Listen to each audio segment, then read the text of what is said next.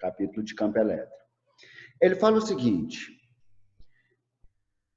três cargas idênticas estão colocadas nos vértices x, y e z de um triângulo equilátero, como mostra a figura. Então, em cada vértice do triângulo, foi adicionado uma carga, e essas cargas são idênticas. Então, quer dizer que elas têm o mesmo módulo, não é isso? E o mesmo sinal. E aí fala o seguinte: que o módulo no campo elétrico, no ponto M, que divide o segmento XY ao meio, vale E. Removendo as cargas dos pontos Y e Z, o módulo do campo elétrico no ponto M passará a ser igual a quanto? Então, vamos aqui na minha tela para a gente discutir essa questão, que eu acho que vai ser melhor na tela. Primeira coisa que ele falou, que existe três cargas idênticas. Então, vamos imaginar um sinal aqui só para a gente visualizar melhor. Vamos imaginar que eu tenho três cargas positivas e que a intensidade dessas cargas positivas é Q. Além disso, a questão falou que essas três cargas foram colocadas no vértice de um triângulo equilátero. O que tem de mais o triângulo equilátero? Os seus três lados são iguais e os três ângulos internos são iguais. Esse ângulo, né, interno é um ângulo de 60 graus e o lado, cada lado deste triângulo, se eu não me engano, na figura do exercício estava exibindo, vale 2L. Ok? Olha lá, ó, se a gente voltar lá na figura, vocês vão ver que o lado... Mentira, ele não deu o valor do lado, né? Ok. Se ele não deu o valor do lado, eu sei que esses três lados são iguais. Então, eu vou chamar de L mesmo. Pode ser? Então, esse lado é L. Este lado aqui vai ser L. O outro lado vai ser L. E perguntou o seguinte, falou o seguinte, que o campo elétrico resultante no ponto M é um campo elétrico de intensidade E.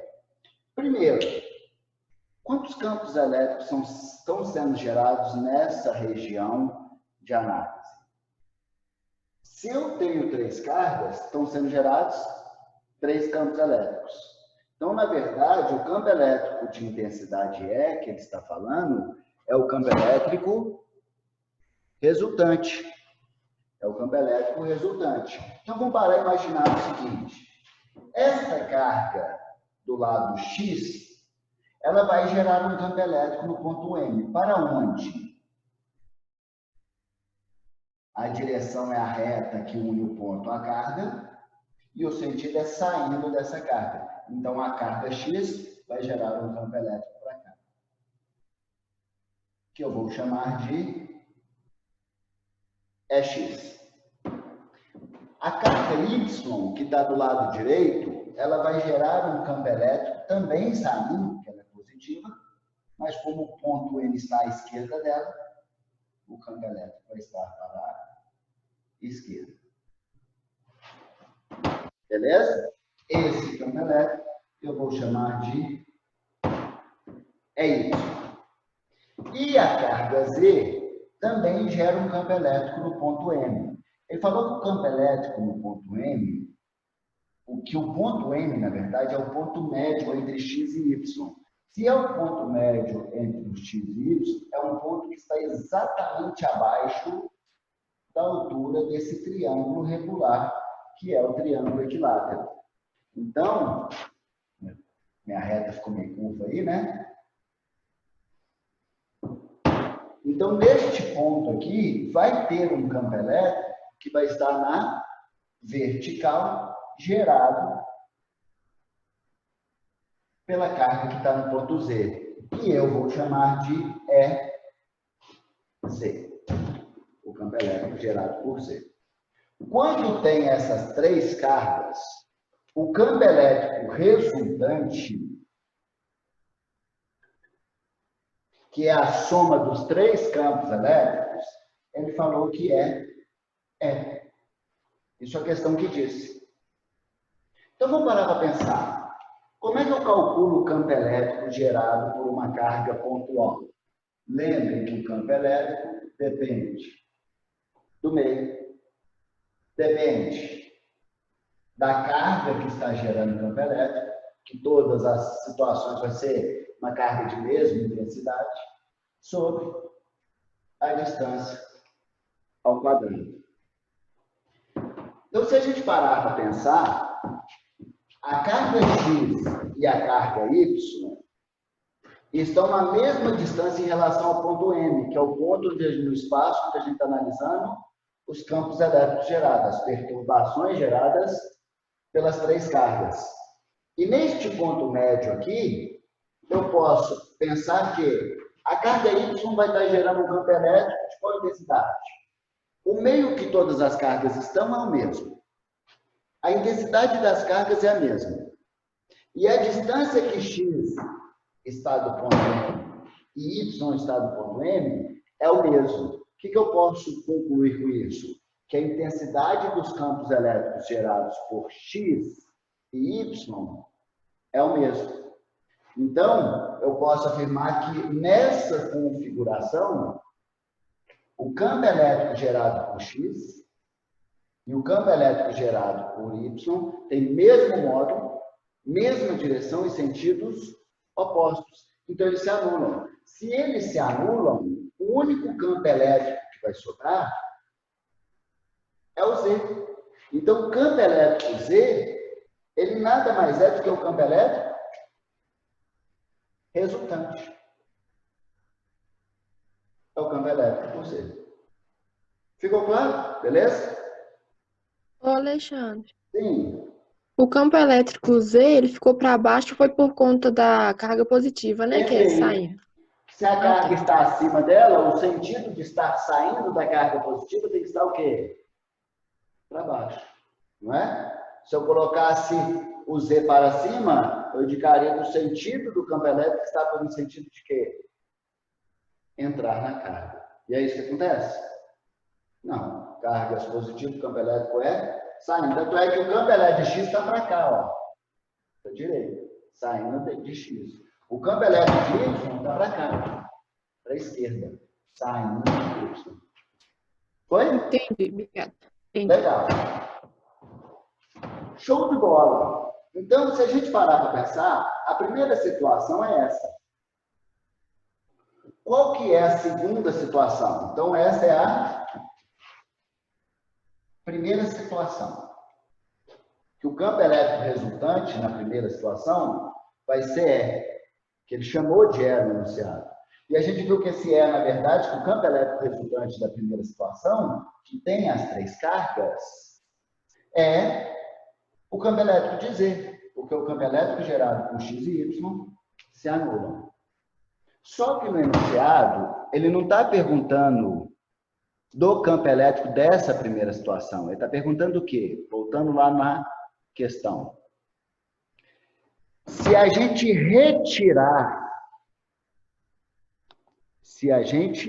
retirar as cargas do ponto Y e do ponto Z, quanto que vai valer o campo elétrico agora? Rolou? Quanto que vai ser o campo elétrico resultante? Se tirar quais cargas? Y e Z. Pensando na segunda situação, se eu tiro a carga Y, o que vai acontecer? Não vai ter o campo Y. Então, esse campo deixa de existir.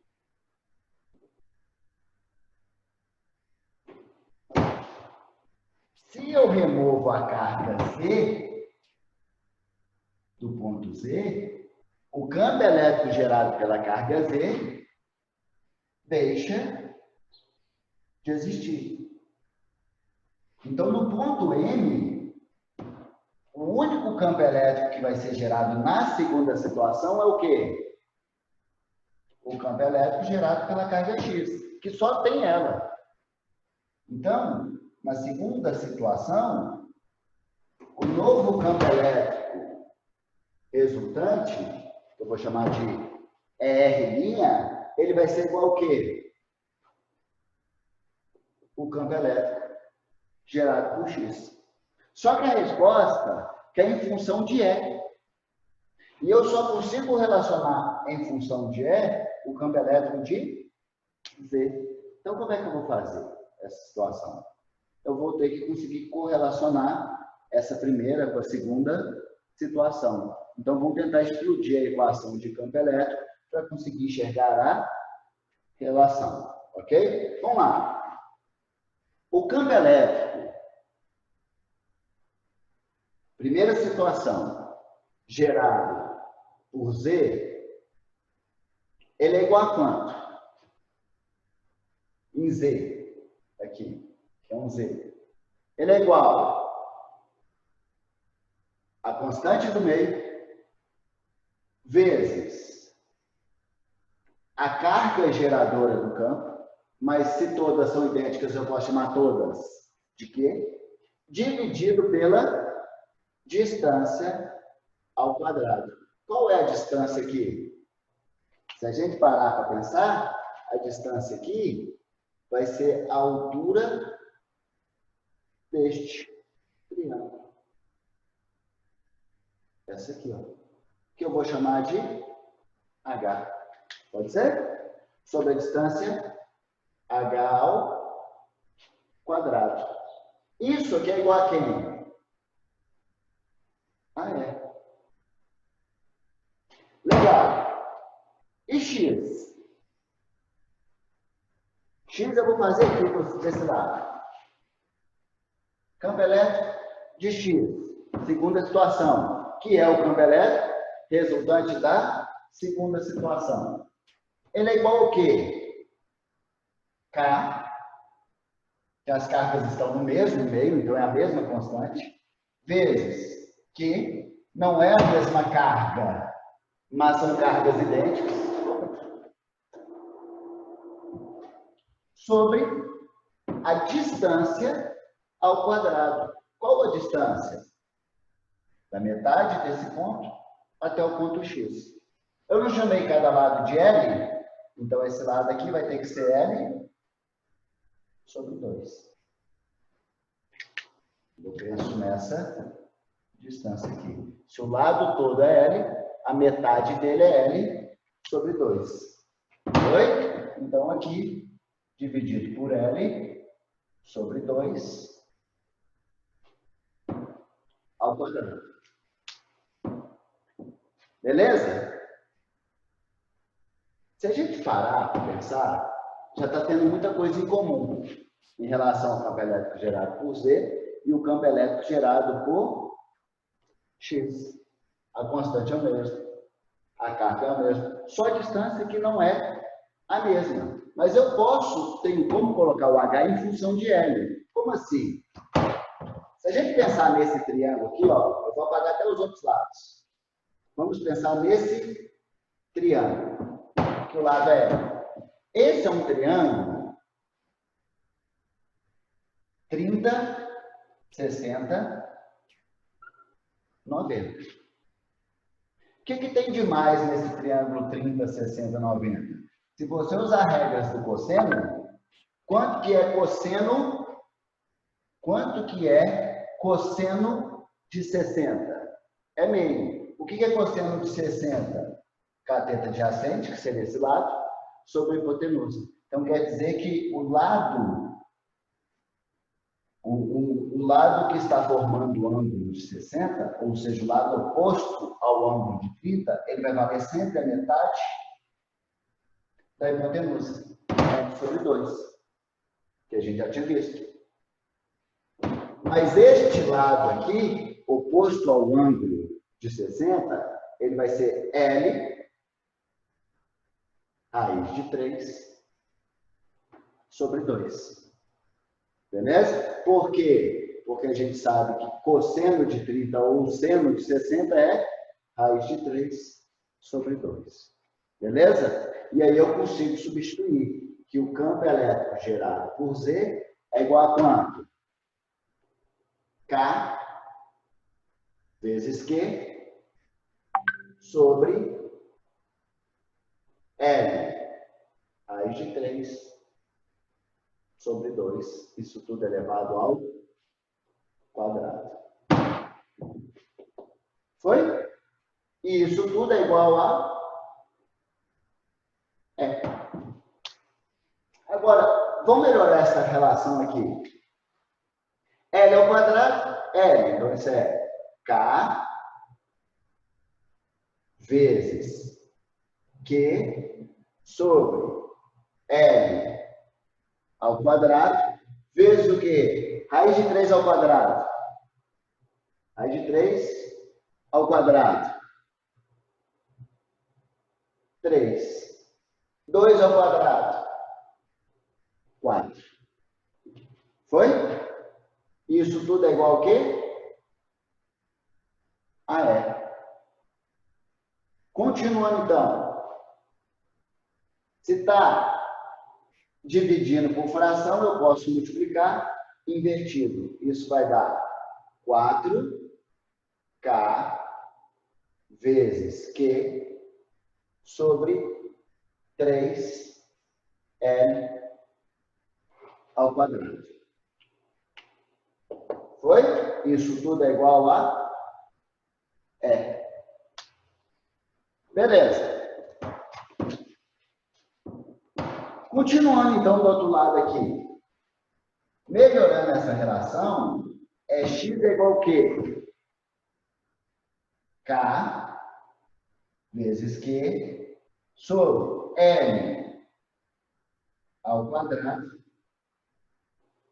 dividido por 4. Sim? Beleza?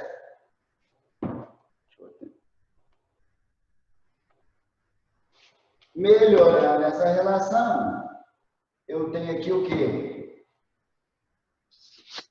K vezes Q, melhor, multiplica invertido, então vai dar 4 vezes K vezes Q sobre L ao quadrado.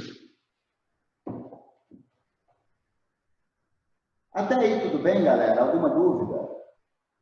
Questão dificinho. Questão não é fácil. Alguma dúvida até o momento? Ou posso prosseguir? Então, vou prosseguir. Agora, eu vou conseguir correlacionar EX com EZ, que aí eu consigo correlacionar EX com E. Olha lá. É igual a quê? 4K vezes Q sobre 3L ao quadrado. EX é o quê? 4 vezes K vezes Q sobre L ao quadrado. Então, olha só.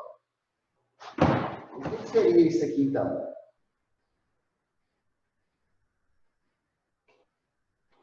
O que seria isso? 4 vezes K vezes Q sobre L ao quadrado. Isso é X. Então, basta eu substituir. Olha lá. É X? Olha aqui. Basta eu substituir. Então, o que eu vou ter? X sobre 3. Quer ver um pouquinho mais para o alto? Aqui, ó. X sobre 3 vai ser igual a quê? A E. X é igual a quanto? 3E. X não é a força resultante na segunda situação? Então, a força resultante na segunda situação vai ser o quê? 3.